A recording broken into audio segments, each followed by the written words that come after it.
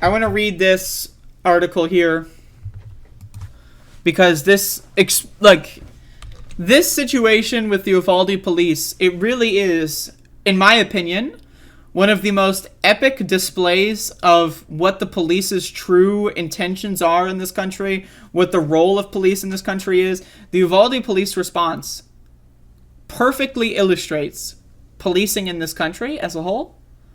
And this is another article that explains just how fucked up this whole system is.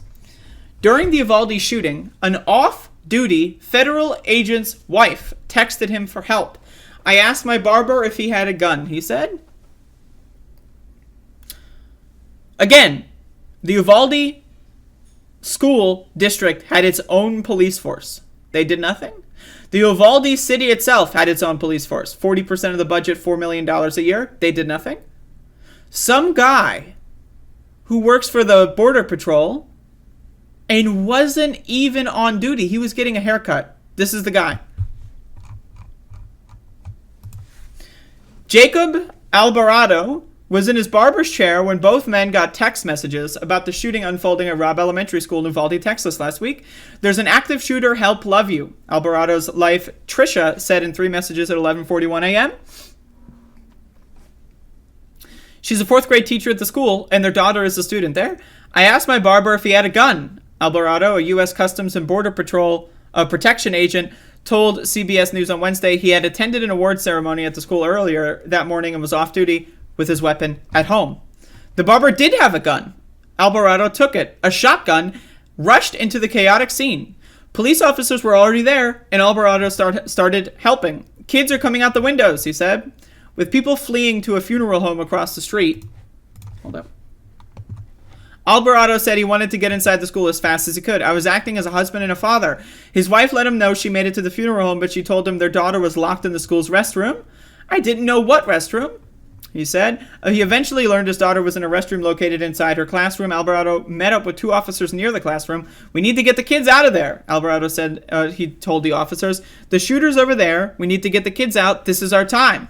The officer started opening classroom doors. Alvarado said he guided people to safety. First classroom, second classroom, third, saw my daughter, Alvarado said. Relief, big relief. He hugged and kissed her, and soon she was heading to the school parking lot. While Border Patrol agents were on the team that breached the classrooms where the gunman was holed up, Alvarado wasn't in that group. I didn't have my gear, and so it wouldn't have been a smart decision for me to get into the building, he said. I didn't have my vest. A shotgun's not good enough for defense. During a press conference last week, the head of the Texas Department of Public Safety said the school district's police chief didn't initially send officers into the classroom where the gunman was located just because he thought it was no longer an active shooter situation. The U.S. Justice Department is conducting a review of the police response. For his part, Alvarado said he wasn't in a position to assess the response. Of course, he's never going to go against his fellow officer. I know my fellow officers, he said, and to me, hearts of hearts, I believe they were doing everything in their power they could. Fucking bootlicker scumbag. Bootlicker fucking scumbag. But the reason why I want to talk about this story is because, again, some guy who's off duty that doesn't, like, his boss is not the Uvalde police chief. That's not his boss. So he had the freedom to go in there and actually start to help people. Now, again, while the Uvalde police were tasing, beating, and pepper spraying parents for trying to do the same, they couldn't do that to this guy. And that's why this story is important to understand. Parents who wanted to do the same thing this guy did were beaten, their faces shoved into the asphalt and concrete, tased, pepper sprayed, handcuffed for 8 hours. But because this guy was an off-duty agent from another federal force, he had the ability to go in there and actually do something. Isn't that insane to think about? And then, of course, the officers did everything they could, because cops will never go against each other. They will always lie on behalf of everyone else.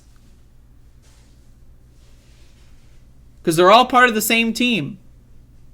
And again, once this guy knew his kid was safe, the cops did a great job. I mean, let me get my kid out of there. But the cops, they're great. What about the parents of the 19 children who died? What if they had the opportunity to just rush in with a gun? Because the cops weren't using the guns. Why didn't the cops just give the parents their fucking machine guns and their fucking shotguns and their handguns and all that shit? But no, they instead were tased, pepper sprayed, and handcuffed. It's insane. This shit's insane. And the only reason this guy was able to go in was because he outranked them in some capacity. That's it. That's the only reason. This country is garbage, folks. It's trash. It's trash. Can you imagine if this guy's kid died? Do you think you would say the same thing? Oh, the cops did everything in their power. They made great decisions. You think his opinion would change if his kid was one of the 19 that was slaughtered while cops stood outside and beat the shit out of their parents? Imagine being the parent who got tased, handcuffed, and pepper sprayed for 8 hours. Hearing gunshots the whole time, hearing children scream, and then realizing 8 hours later, after they were detained in the back of a car for 8 hours, then realizing, oh, my kid was one of the kids that died. And if I just was able to not get tased, handcuffed, and pepper sprayed by the cops, maybe I could have done something.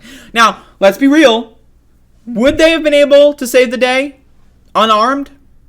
Let's be honest, probably not. Right? But let's say the cops gave them the guns, because the cops didn't want to do it. Give the parents the guns. If the parents, if 18 parents went in, 19 parents went in with guns that the cops gave them, because the cops don't want to do it, right? Would less kids have died? Maybe. And that's the thing about this, is they don't know. There's no way to know. So imagine being that parent who got handcuffed, pepper sprayed, and tased, sitting in the back of a cop car for 8 hours, hearing gunshots and your children dying and screaming. And then thinking, what if I was able to go in there without being brutalized?